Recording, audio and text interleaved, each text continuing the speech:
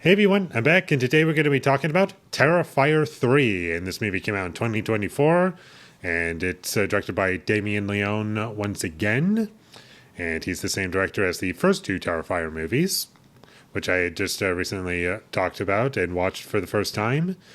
And if you've seen my reviews for those movies, you would know that I don't think any of these movies are good, and they're pretty bad. But I can say this much about it, despite this movie also falling into that category of movies that are bad. I can say this is easily my favorite out of the three.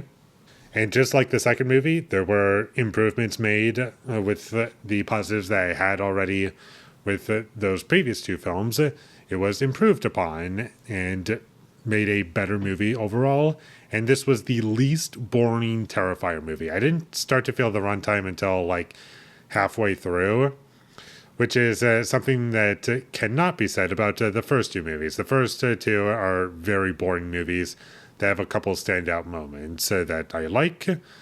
And the second movie is the longest for no reason. And this movie is 2 hours. And it sounds pretty bad. Like, definitely an improvement over the second movie, but still a bit too long. And I will say that it is too long, although not as bad as two.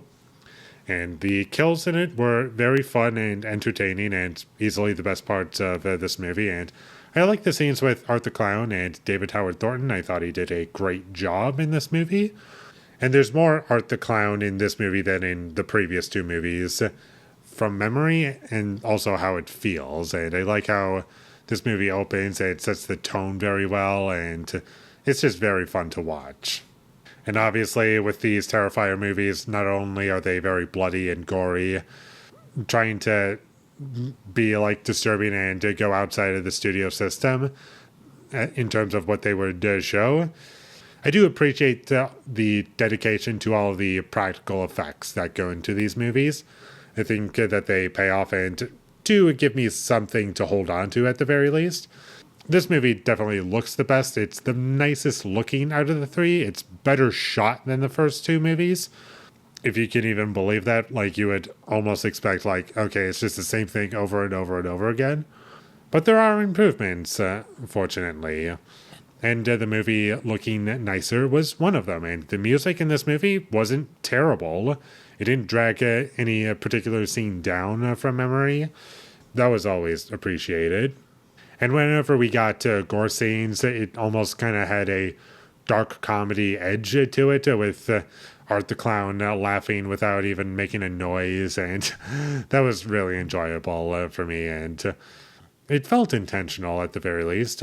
Though I will say that while this movie's not great and it does kind of struggle to commit to something or that I really love outside of those things I just mentioned, I will say at the very least, despite it being all over the place and having lots of bad performances and just annoying characters that I cannot stand even in the slightest for the most part, I will say at the very least, I think at this point, this series is starting to find its own identity a bit better and have a better understanding of what it should be to make a good movie in my eyes.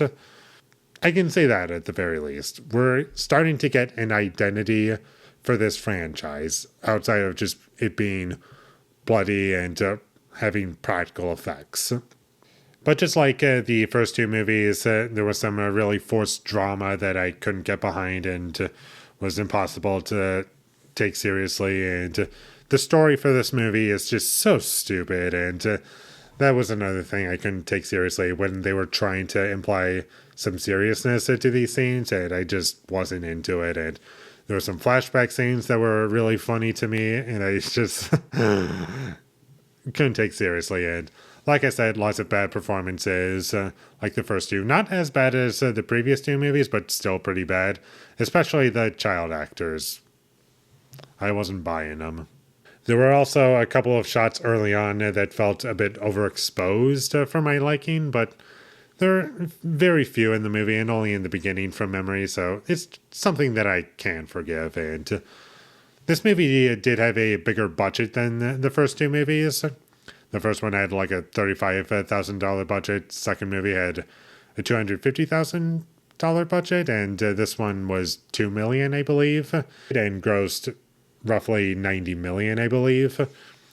And obviously with that, we're going to get Terrifier 4, and it's already in pre-production at this point. But I just wanted to mention that with it having a bigger budget, I do feel as though that money is pretty well utilized. And there are moments where it does look better than $2 million.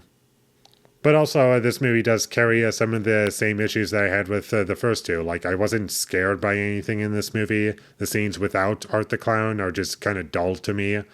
And I can't forget to mention that these characters are just the biggest idiots on the planet, and I don't buy them as real people in terms of their decision making. I was like, what are you doing? You're just idiots. Just use your brains. Do you not have a brain? Does it just shut off? Like, why aren't you making smarter choices here? And there were also some scenes in this movie that just didn't need to be there, and this movie could have been a bit shorter for sure. And this movie does get kind of wacky in the last 15 minutes. I don't really consider this a spoiler, but I just wanted to mention this really quickly. Unlike the second movie, there's no mid-credit scene. So overall, definitely an improvement over the first two movies. Hopefully in the next one we get something a bit better, and hopefully it's a movie that I actually like. We'll see what happens. But this one, not that great. Will I see it again? Probably not. There's nothing about it that makes me want to revisit it. And the first two movies are free to watch on Amazon Prime. You don't even have to rent them. Don't have to pay extra for them. You just have to sit through some ads. But this one, you do have to rent on Amazon as of me recording this. And I wasn't going to get another subscription service just to watch it without having to rent it on Amazon. So if you like these Terrifier movies, I guess check this movie out. If you like gore, you'll probably get something out of it.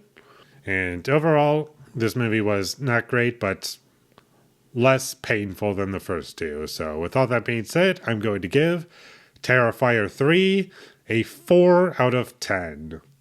Thank you for watching my videos. As always, if you enjoyed this review, be sure to leave a like and comment down below you thought of Terrifier 3, and my social media links, they will all be in the description, so follow me there. And last but not least, subscribe to be a part of Foley Nation, and I'll see you when I get my next review up, and that is going to be for Unforgiven. So look forward to that, but until I get that up, thank you for watching and have a great day.